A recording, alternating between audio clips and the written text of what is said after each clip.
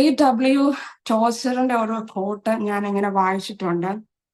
God never use anyone deeply until he tests them deeply. God never use anyone deeply until he tests them deeply. അപ്പൊ നമ്മളെ ആഴമായിട്ട് പരിശോധനയിൽ കൂടെ കടത്തി വിടുന്നത് വഴിയാണ് ദൈവം നമ്മളെ വലിയ അളവിൽ ഉപയോഗിക്കുന്നത്. അപ്പോഴേ നമ്മളുടെ ആ ഒരു എന്താ പറയുന്നത്, നമ്മളെ വലിയ അളവിൽ ഉപയോഗിക്കാനായിട്ട് ദൈവത്തിന് പറ്റത്തേ ഉള്ളൂ. ബൈബിളിൽ ഒത്തിരി എക്സാമ്പിൾസ് നമുക്ക് കാണാനായിട്ട് പറ്റും. നമ്മൾക്ക് 86-ാം സങ്കീർത്തനം 17-ാം വാക്യം നമ്മൾക്ക് വായിക്കാം.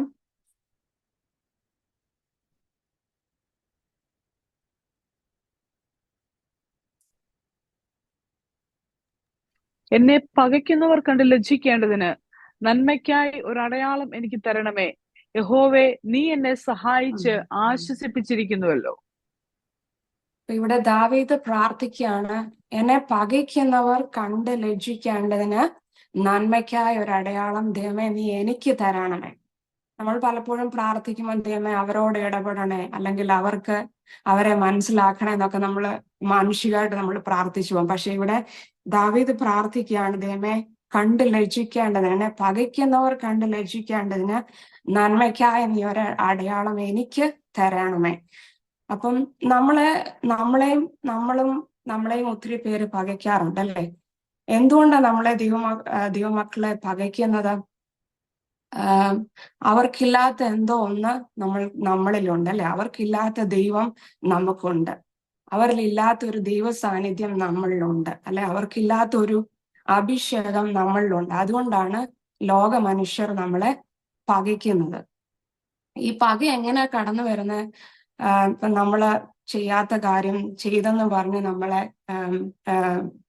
ഇത് ചെയ്യാം, അല്ലെ ഒരു കോപത്തോടെ നമ്മുടെ അടുത്ത് വരാം, അല്ലെ ദേഷ്യഭാവത്തോടെ നമ്മുടെ അടുത്ത ആൾക്കാർ കടന്നു വരാം. അപ്പം നമ്മൾ എന്ത് ചെയ്യും? നമ്മൾ മാനുഷികമായി നമ്മൾ അതിനോട് പ്രതികരിച്ച് നമ്മുടെ ദൈവകൃപ ചോർന്നു പോകാനായിട്ട് ഇടയാം. ഇങ്ങനെയാണ് പക നമ്മുടെ ജീവിതത്തിലേക്ക് കടന്നു വരുന്നത്. പക്ഷെ ഇവിടെ ദാവീദ് പ്രാർത്ഥിക്കുകയാണ്, എന്നെ പകയ്ക്കുന്നവർ കണ്ടു ലജ്ജിക്കേണ്ടതിന് നന്മയ്ക്കായ ഒരു അടയാളം നീ എനിക്ക് തരണമേ.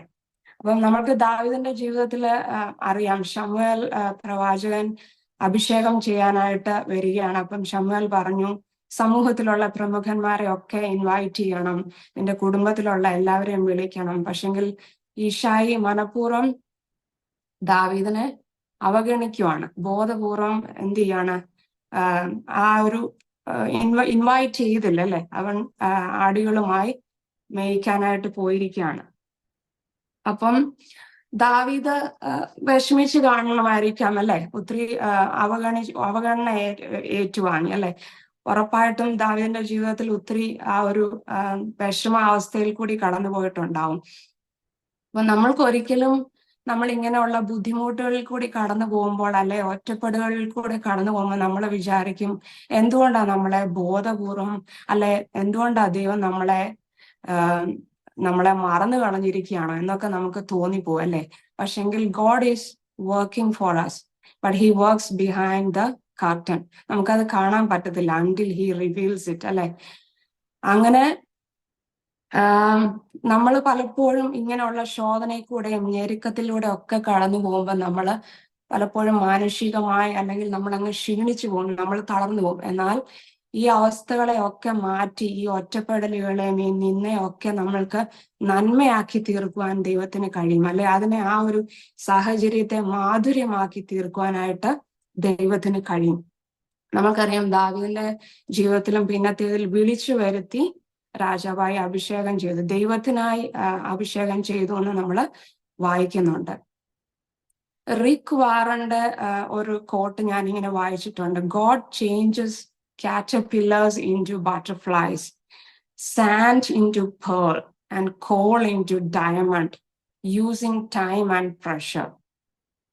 അപ്പൊ നമുക്ക് ബട്ടർഫ്ലൈസിനെ കാണുമ്പം വളരെ സന്തോഷമല്ലേ, ഒത്തിരി ബ്യൂട്ടിഫുൾ ആ. പക്ഷെ it has to goes through certain stages. ഒത്തിരി സ്റ്റേജസ് കടന്നിട്ടാണ് അത് ആ ഒരു മനോഹരമായ സ്റ്റേജിലെ പുറത്തു വരുന്നത് അല്ലേ? അത് ടൈം എടുത്ത് ആ സ്റ്റേജസ് ഒക്കെ കടന്നു പോയാലേ ആ ഒരു ബ്യൂട്ടിഫുൾ ആയിട്ട് പുറത്തു വരത്തുള്ളൂ. അതാണ് ഇവിടെ പറയുന്നത്. God changes caterpillars into butterflies, sand into pearl, coal into diamond, using time and pressure. അപ്പം ഇതുകൊണ്ടാണ് നമ്മുടെ ജീവിതത്തിൽ ചില ഞെരുക്കത്തിന്റെ അനുഭവത്തിലൂടെ നമ്മൾ കടന്നു പോകുന്നത്, ചില പ്രഷറിലൂടെയൊക്കെ കടന്നു പോകുന്നത് നമ്മൾ ബ്യൂട്ടിഫുൾ ആയിട്ട് പുറത്തു വരാൻ വേണ്ടിയാണ്. നമ്മൾക്ക് അപ്പോസ്തല പ്രവർത്തികൾ 27-ാം അധ്യായം 9 മുതൽ 11 വരെയുള്ള വാക്യം വായിക്കാം. അപ്പോസ്തല പ്രവർത്തികൾ 27-ന്റെ 9 മുതൽ 11 വരെ. ഇങ്ങനെ വളരെ നാൾ ചെന്ന ശേഷം നോമ്പും കഴിഞ്ഞിരിക്കെ കപ്പലോട്ടം വൈഷമ്യമാകൊണ്ട് പൗലോസ്, പുരുഷന്മാരെ, ഈ യാത്രയിൽ ചരക്കിനും കപ്പലിനും മാത്രമല്ല നമ്മുടെ പ്രാണങ്ങൾക്കും ഏറിയ കഷ്ടനഷ്ടങ്ങൾ വരും എന്ന് ഞാൻ കാണുന്നു എന്നവരെ പ്രബോധിപ്പിച്ചു. ശതാധിപനോ പൗലോസ് പറഞ്ഞതിനേക്കാൾ മാലുമിയുടെയും കപ്പലുടമസ്ഥന്റെയും വാക്ക് അധികം വിശ്വസിച്ചു. ആ തുറമുഖം ശീതകാലം കഴിപ്പാൻ തക്കതല്ലായികയാൽ അവിടെ നിന്ന് അപ്പം ഇവിടെ ഇത് പൗലോസിന്റെ അവസാനത്തെ യാത്രയായിട്ടാണ് രേഖപ്പെടുത്തിയിരിക്കുന്നത്. പൗലോസും കൂടെയുള്ള 275 പേരും ഇസ്രായേലിൽ നിന്ന് റോമിലേക്ക് കപ്പൽ യാത്രയിലായിരിക്കുകയാണ്. പക്ഷെ പൗലോസ് ഒരു സുവിശേഷം മൂലം ഒരു തടവുകാരനായിട്ടാണ് ഈ യാത്രയിൽ പോയിക്കൊണ്ടിരിക്കുന്നത്. അപ്പം പൗലോസ് ഇവരെ ഓർപ്പിക്കുകയാണ്, കപ്പലിന് മാത്രമല്ല നമ്മളുടെ പ്രാണങ്ങൾക്ക് പോലും കഷ്ടമേൽക്കുന്നതായിട്ട് ഞാൻ കാണുന്നു എന്ന് പൗലോസ് ഇവരെ ഓർപ്പിക്കുകയാണ്. പക്ഷെങ്കിൽ അവർക്ക് ഒരു അഭിഷിക്തനായിട്ട് പൗലോസിനെ കാണാനായിട്ട് കഴിഞ്ഞില്ല. ഒരു തടവുകാരൻ എന്നുള്ള രീതിയിൽ മാത്രമേ ഈ 275 പേർക്കും പൗലോസിനെ കാണാനായിട്ട് കഴിഞ്ഞുള്ളൂ. എന്നാൽ ഒരു അഭിഷിക്തനായിട്ട് കാണാനായിട്ട്, അല്ലെങ്കിൽ ഈ പറഞ്ഞ ആലോചന ഒന്നും എടുക്കാനായിട്ട് അവര് കൂട്ടാക്കിയില്ല. എന്നാൽ മാലുമിയുടെയും കപ്പലുടമയുടെയും വാക്കുകളെ അവര് ശ്രദ്ധിച്ചു, അവര് കേട്ടു. ഇവിടെ എക്സ്പീരിയൻസിന് അവര് ചെവി കൊടുത്തു, അല്ലെ? എക്സ്പീരിയൻസിന് അവര് മുൻതൂക്കം കൊടുത്തു. പക്ഷെ എന്നാൽ ഒരു അഭിഷിക്തൻ പറഞ്ഞ ദൈവിക ആലോചന അവര് കൈക്കൊള്ളാനായിട്ട് അവര് കൂട്ടാക്കിയില്ല. അപ്പൊ നമ്മളുടെയും ജീവിതത്തിൽ പലപ്പോഴും ഇങ്ങനെ നമ്മള് ദൈവിക ആലോചന കേൾക്കും, നമ്മളപ്പം സ്മൂത്തായിട്ട് പോയിക്കൊണ്ടിരിക്കുകയാണെങ്കിൽ നമ്മൾ ദൈവിക ആലോചന ചിലപ്പോൾ നമ്മള് ഗൗനിക്കാറില്ല. ഇവിടെയും പൗലോസ് ഒരു അഭിഷിക്തനാണെന്നോ അല്ലെങ്കിൽ അത് ദൈവിക ആലോചനയാണെന്നോ അവർക്ക് കൂട്ടാക്കാനായിട്ട് കഴിഞ്ഞില്ല. എന്നാൽ അവർ എക്സ്പീരിയൻസിന് മുൻതൂക്കം കൊടുത്ത് അവര് കപ്പലിൽ മുന്നോട്ട് പോവുകയാണ്. 13-ാം വാക്യത്തിൽ ഇങ്ങനെ വായിക്കുന്നു, തെക്കൻ കാറ്റ് മന്ദമായി ഊതുകയാൽ താല്പര്യം സാധിച്ചു എന്ന് തോന്നി അവർ അവിടെ നിന്നും നങ്കുരമെടുത്ത് ക്രേത്ത ദ്വീപിന്റെ മറ പറ്റി ഓടി. അപ്പൊ അവിടെ വായിക്കുന്നു, താല്പര്യം സാധിച്ചു എന്ന് തോന്നി. അപ്പം ദൈവിക ആലോചനയെ മറത്തുകൊണ്ട് നമ്മളുടെ ജീവിതത്തിലും ചില തോന്നലുകൾ വരും. ഇതായിരിക്കാം ശരി, ഇങ്ങനെ നമ്മൾ സ്മൂത്തായിട്ട് ഇപ്പൊ പോവുക, കുഴപ്പമൊന്നുമില്ല. ദൈവിക ആലോചനയെ നമ്മള് ഗൗനിക്കാറില്ല. അപ്പൊ ഇവിടെ ഇങ്ങനെ വായിക്കുകയാണ്, അത് താല്പര്യം സാധിച്ചു എന്ന് തോന്നി. ചില തോന്നലുകൾ അവരുടെ ജീവിതത്തിൽ വന്നിട്ട് അവര് സ്മൂത്തായിട്ട് പോയിക്കൊണ്ടിരിക്കുകയാണെന്ന് തോന്നി അവര് യാത്ര തുടരുകയാണ്. അങ്ങനെ കുറച്ച് ദിവസങ്ങൾ അവര് ഇങ്ങനെ യാത്ര തുടർന്നു പോയി. എന്നിട്ട് ഇവർക്ക് സൂര്യനെയോ നക്ഷത്രങ്ങളെയോ ഒന്നും കാണാൻ പറ്റിയില്ലെന്ന്, കുറെ ദിവസങ്ങൾ കാണാൻ പറ്റിയില്ലെന്ന് അതിന്റെ 20-ാം വാക്യത്തിൽ വായിക്കുന്നു. വളരെ നാളായിട്ട് സൂര്യനെയോ നക്ഷത്രങ്ങളെയോ കാണാതെയും വല്ലാതെ കൊടുങ്കാറ്റ് അടിച്ചുകൊണ്ടും ഇരിക്കിയാൽ ഞങ്ങൾ രക്ഷപ്പെടുമെന്നുള്ള ആശയൊക്കെയും അറ്റുപോയി. അപ്പൊ ഇപ്പൊ ഇവരുടെ ജീവിതത്തില് ആദ്യം ഇവർക്ക് സ്മൂത്തായിട്ട് പോവാണെന്ന് തോന്നി, ചില തോന്നലുകളൊക്കെ വന്നു. പക്ഷെ ഇപ്പോൾ അവരൊരു സൂര്യനെയോ നക്ഷത്രങ്ങളെയോ ഒന്നും കാണാതെ വന്നു. രക്ഷപ്പെടുമെന്നുള്ള ആശ പോലും അവർക്ക് എന്ത് ചെയ്തു? നഷ്ടപ്പെട്ടു പോയി. അവരാകെ ഒലയുകയാണ്. ഇപ്പൊ നമുക്കറിയാം, നമുക്ക് ഇപ്പൊ ഒരു വെളിച്ചം ഉണ്ടെങ്കിൽ എന്തെങ്കിലും ഒരു ഹോപ്പ് ഉണ്ട്, അല്ലെ?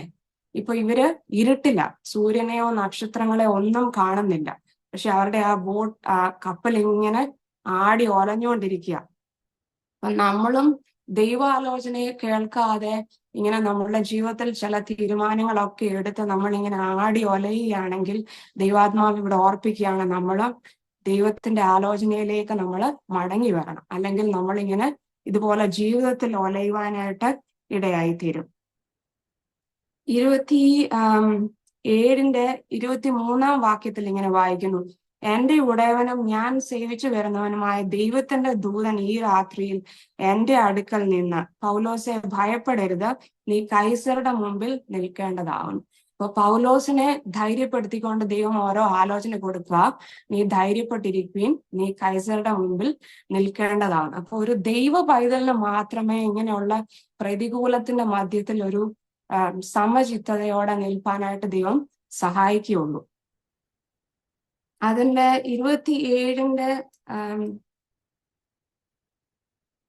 27 വാക്യം ആർക്കെങ്കിലും വായിക്കാമോ?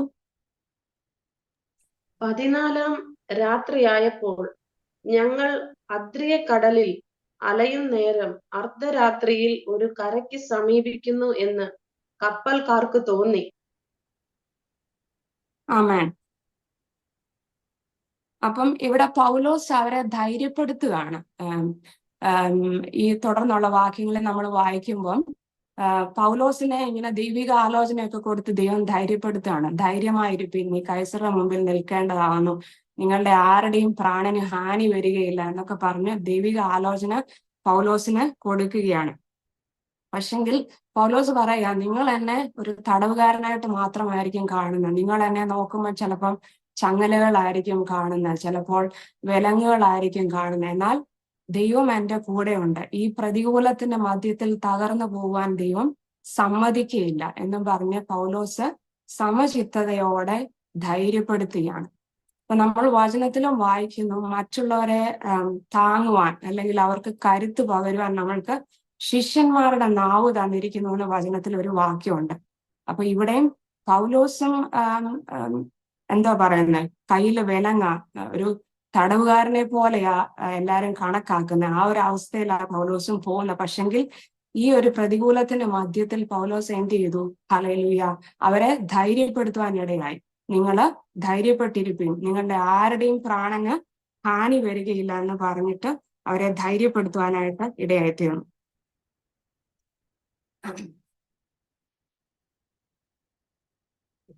അതിന്റെ 34 വാക്യം ആർക്കെങ്കിലും വായിക്കാമോ? 27 34 വാക്യം. അതുകൊണ്ട് ആഹാരം കഴിക്കണം എന്ന് ഞാൻ നിങ്ങളോട് അപേക്ഷിക്കുന്നു. അത് നിങ്ങളുടെ രക്ഷയ്ക്കുള്ളതല്ലോ. നിങ്ങളിൽ ഒരുത്തന്റെയും തലയിലെ ഒരു രോമം പോലും നഷ്ടമാകയില്ല നിശ്ചയം എന്ന് പറഞ്ഞു. അപ്പം പൗലോസ് നോക്കിയപ്പം ഇവര് 14 ദിവസങ്ങളായി സൂര്യനെയോ നക്ഷത്രങ്ങളെയോ ഒന്നും കാണുന്നില്ല.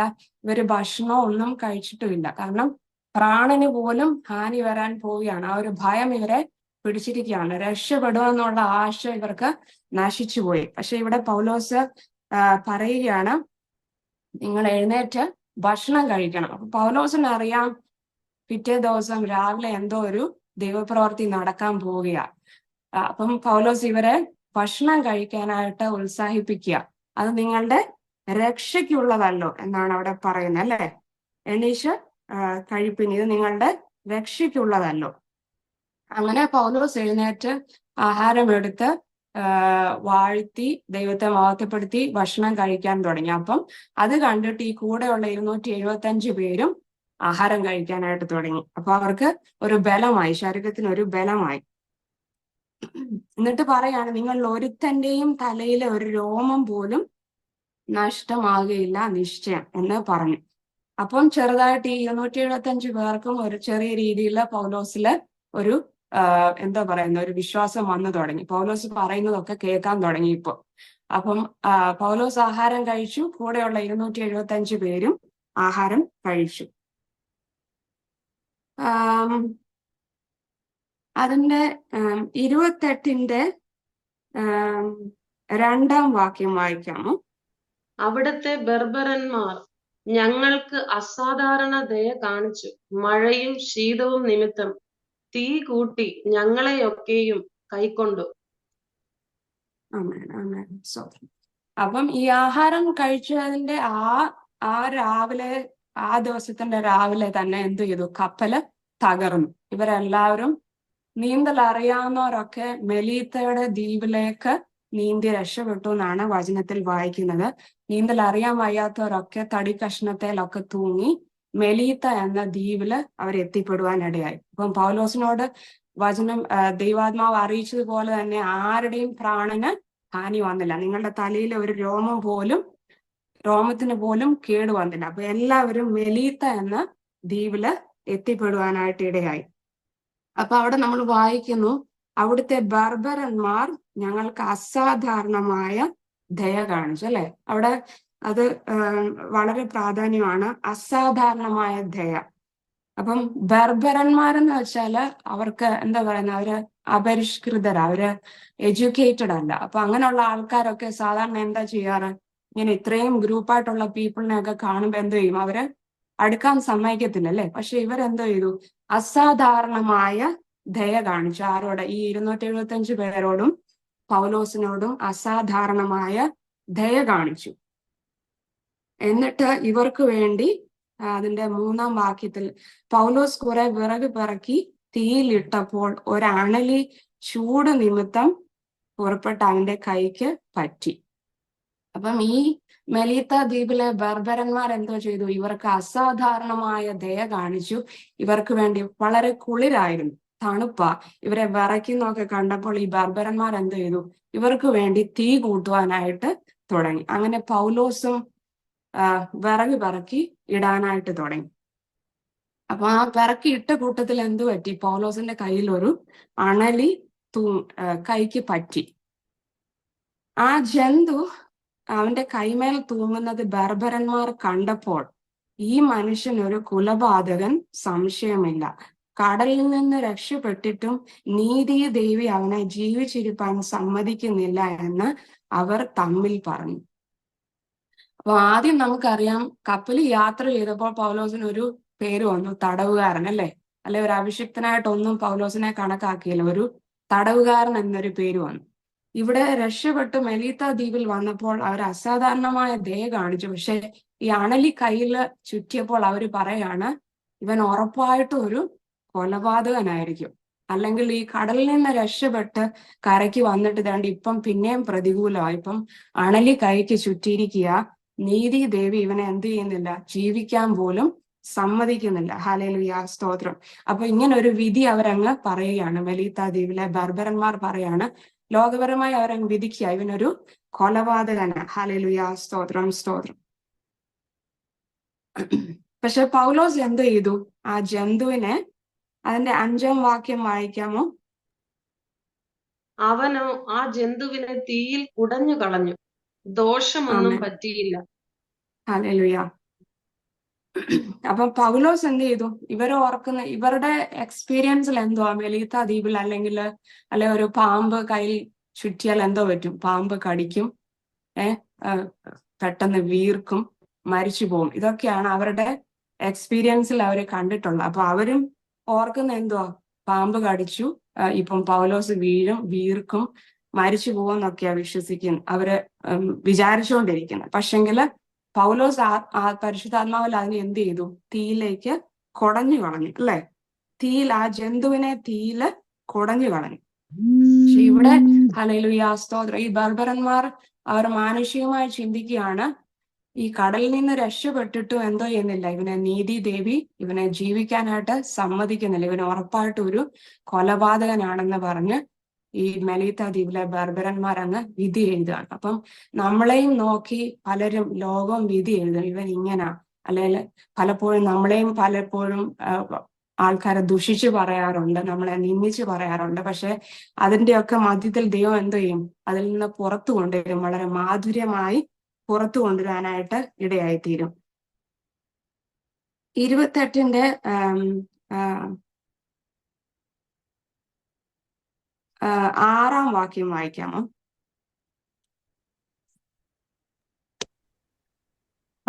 അവൻ വീർക്കുകയോ പെട്ടെന്ന് ചത്തു വീഴുകയോ ചെയ്യുമെന്ന് വെച്ച് അവർ കാത്തുനിന്നു.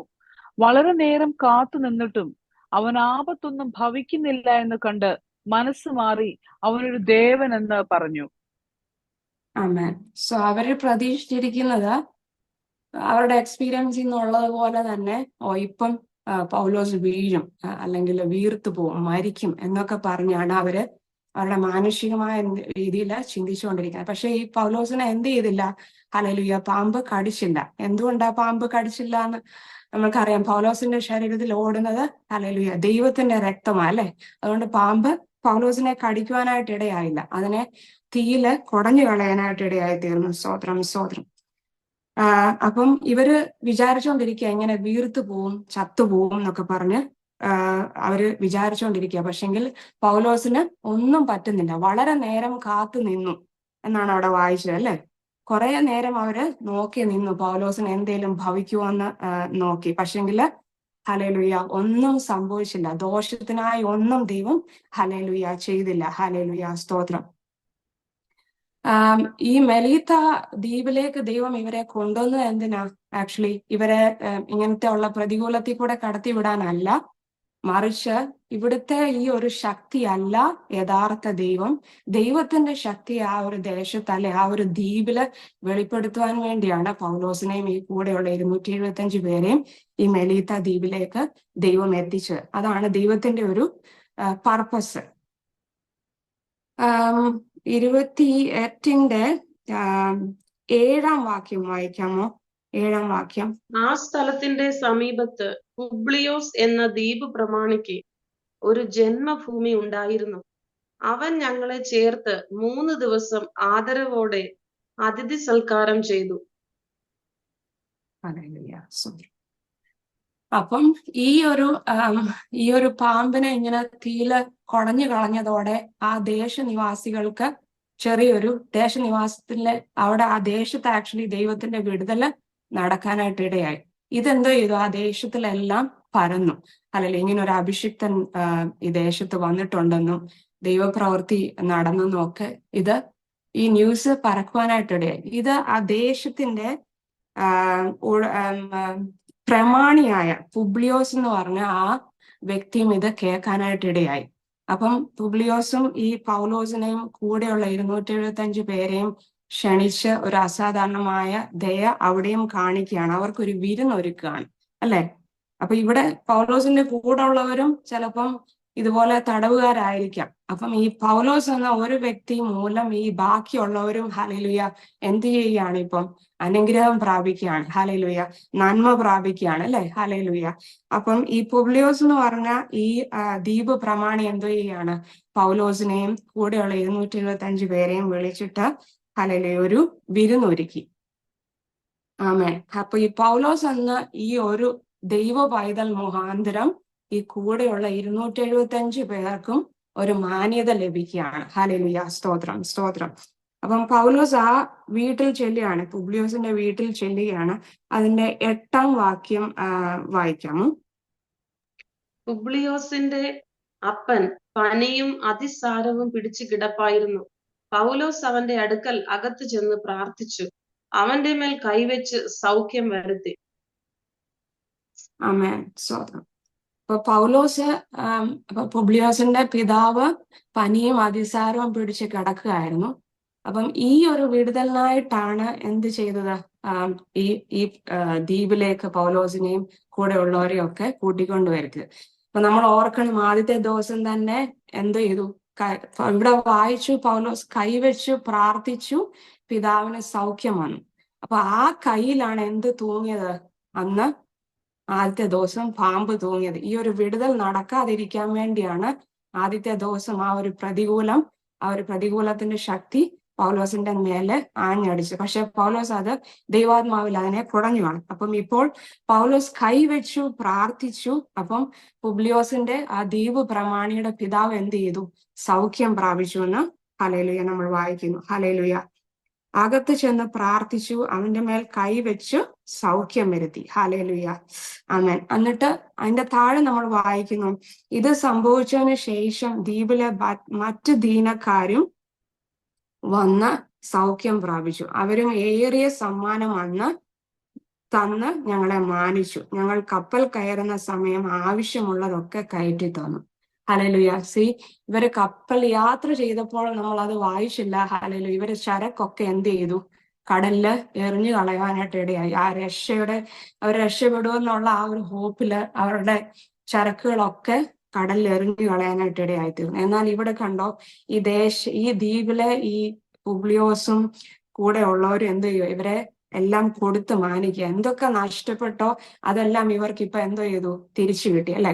ഹല്ലേലൂയ. പൗലോസിന്റെ ജീവിതത്തിലും തടവുകാരൻ നിന്നൊക്കെ അവനെ പേരുകുത്തി, അല്ലെങ്കിൽ ഹല്ലേലൂയ ഈ മെലീത്ത ദ്വീപിൽ വന്നപ്പോൾ ഹല്ലേലൂയ എന്ത് ചെയ്തു? ഹല്ലേലൂയ ഇവൻ കൊടും കൊലയാളി ആയിരിക്കും, അതുകൊണ്ടാ നീതി ദേവി ഇവനെ ഹല്ലേലൂയ ജീവിക്കുവാൻ സമ്മതിക്കാത്തതെന്നൊക്കെ പറഞ്ഞ് ഹല്ലേലൂയ ലോകം ഒരു വിധി എഴുതി. എന്നാൽ അതിന്റെയൊക്കെ മധ്യത്തിൽ ഹല്ലേലൂയ ഇവരെ കൊണ്ട് തന്നെ ഇവൻ ഒരു ദൈവ പൈതല്, ദേവൻ എന്ന് പറയിക്കുന്നുണ്ട്. ഈ അധ്യായത്തിൽ വായിക്കുമ്പോൾ നമുക്ക് കാണാനായിട്ട് കഴിയും.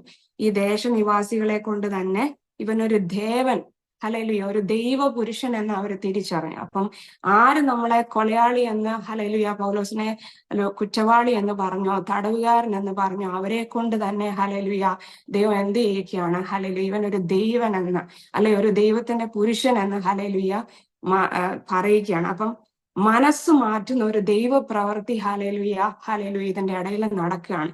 അപ്പം നമ്മൾ ആ ദ്വീപിലെ ആൾക്കാരെ പറ്റി പറഞ്ഞു, ഹല്ലേലൂയ അവരൊരു ബർബരന്മാർ, അവർക്ക് വിദ്യാഭ്യാസമില്ല, അവർക്ക് ഒരു ഹല്ലേലൂയ പറയുകയാണെങ്കിൽ ഒന്നുമില്ല, അല്ലെ? ഹല്ലേലൂയ അവരെ കൊണ്ട് തന്നെ എന്ത് ചെയ്യാണ്? ദൈവാത്മാവ് മാറ്റി പറയിക്കുകയാണ്. ഇവനൊരു കൊലയാളിയല്ല, അല്ലെ ഇവനൊരു തടവുകാരനല്ല, ഹല്ലേലൂയ ഇവനൊരു അഭിഷിക്തനാണ്, ഇവൻ ദേവനാണെന്ന്, ദൈവപുരുഷനാണെന്ന് ഹല്ലേലൂയ മാറ്റി പറയിക്കുകയാണ്. സ്തോത്രം, സ്തോത്രം. അപ്പം അവര് തിരിച്ച് 3 മാസം കഴിഞ്ഞ ശേഷമാണ് കപ്പൽ യാത്ര ചെയ്യുന്നതെന്ന് നമ്മളവിടെ വായിച്ചു. അപ്പം പോകുമ്പം ഹല്ലേലൂയ ഇവർക്ക് നഷ്ടപ്പെട്ടതൊക്കെയും ഹല്ലേലൂയ മടക്കി കിട്ടുവാനായിട്ട് ദൈവം സഹായിച്ചു. ഞങ്ങൾ കപ്പൽ കയറുന്ന സമയം ആവശ്യമുള്ളത് കയറ്റി തന്നു. ഹല്ലേലൂയ, സ്തോത്രം, സ്തോത്രം. അപ്പം നമ്മൾ ആരാണെന്ന് തിരിച്ചറിഞ്ഞ് നമ്മളുടെ മേലുള്ള അഭിഷേകം എന്താണെന്ന് തിരിച്ചറിയുവാനായിട്ട് ഹല്ലേലൂയ, സ്തോത്രം, സ്തോത്രം ദൈവം ഇടയാക്കി തരും. നമ്മൾ എവിടെ നിന്ദിച്ചോ ഹല്ലേലൂയ, നമ്മളെ എവിടെ ദുഷിച്ചു പറഞ്ഞോ ഹല്ലേലൂയ, സ്തോത്രം, സ്തോത്രം ആ സ്ഥാനത്ത് ഹല്ലേലൂയ ഒരു ദൈവ പുരുഷനെന്ന്, അല്ലെ നമ്മളൊരു ദൈവത്തിന്റെ അഭിഷിക്തനാണെന്ന്, നമ്മളൊരു ദൈവ പൈതലാണെന്ന് ഹല്ലേലൂയ മാറ്റി പറയത്തക്കവണ്ണം ഹല്ലേലൂയ ഒരു മനസ്സ് മാറ്റുന്ന ദൈവ പ്രവൃത്തി ഹല്ലേലൂയ മെലീത്തയിലെ ബർബരന്മാരുടെ ഇടയിലും പൗലോസിന്റെ കൂടെയുള്ള 275 പേർക്കും ഹല്ലേലൂയ ദൈവാത്മാവിനാൽ സംഭവിച്ചു. ഹല്ലേലൂയ, സ്തോത്രം, സ്തോത്രം. അപ്പൊ നമ്മളെ എണ്ണി ഹല്ലേലൂയ നമ്മളെ ദുഷിക്കുന്നവരുടെ മധ്യത്തിൽ ഹല്ലേലൂയ നമ്മളെ ഹല്ലേലൂയ ഏറ്റവും ഉയർത്തി മാനിക്കുന്ന ഒരു ദൈവമുണ്ട്. Hallelujah, amen. ഞാൻ ഇങ്ങനെ ഒരു കോട്ട് വായിക്കാനായിട്ട് ഇടയായിട്ടുണ്ട്. The ultimate test of faith is Hallelujah. The ultimate test of faith is not how loudly you praise in our happy moments, but how deeply you trust in dark times. Hallelujah. ഇവിടെ പൗലോസിന്റെ ജീവിതത്തിൽ നമ്മൾക്കറിയാം, ഇവിടെ യാത്ര ചെയ്തപ്പോൾ hallelujah പൗലോസിന്റെ കയ്യിൽ ചങ്ങലയുണ്ട്. Hallelujah അവനൊരു തടവുകാരനായിട്ടാണ് യാത്ര ചെയ്യുന്നത്. ആൾക്കാരൊക്കെ തടവ് പുള്ളി എന്നൊക്കെ വിളിച്ചു. പക്ഷെ അതിന്റെയൊക്കെ മധ്യത്തില് ആ സമചിത്തതയോടെ നിന്ന് അവരെ ധൈര്യപ്പെടുത്തി. ഹല്ലേലൂയ, സ്തോത്രം, സ്തോത്രം. മരണം മാത്രം കൊതിച്ചിരുന്ന ഹല്ലേലൂയ കൂടെയുള്ള 275 പേരെയും ജീവനിലേക്ക് നയിക്കുവാൻ, ഹല്ലേലൂയ രക്ഷയിലേക്ക് നയിക്കുവാൻ, ഹല്ലേലൂയ ഒരു ശാന്ത തുറമുഖത്തേക്ക് എത്തുവാൻ ഹല്ലേലൂയ പൗലോസിനെ ദൈവം ഉപയോഗിച്ചു. ഹല്ലേലൂയ, സ്തോത്രം. അപ്പൊ നമ്മൾ എവിടെ നിന്ദിക്കപ്പെടുന്നോ, നമ്മൾ എവിടെ ദുഷിക്കുന്നോ ഹല്ലേലൂയ എവിടെ ഞെരുങ്ങുന്നോ ഹല്ലേലൂയ അതിന്റെയൊക്കെ മധ്യത്തിൽ ഹല്ലേലൂയ അവരെ മാറ്റി പറയിക്കുന്ന ഒരു ദൈവ പ്രവൃത്തി ഹല്ലേലൂയ ഒരു ദൈവ പുരുഷൻ എന്ന ഒരു ദൈവ പൈതൽ എന്ന ഹല്ലേലൂയ മാറ്റി പറയിക്കുന്ന ഒരു ദൈവ പ്രവൃത്തി, മനസ്സ് മാറ്റുന്ന ഒരു ദൈവ പ്രവൃത്തി ഹല്ലേലൂയ നമുക്കായി വെളിപ്പെടും. അതിന് ഒരു സംശയവുമില്ല. ഈ വചനങ്ങളാൽ ദൈവം നമ്മളെ സഹായിക്കുമാറാകട്ടെ. ആമേൻ.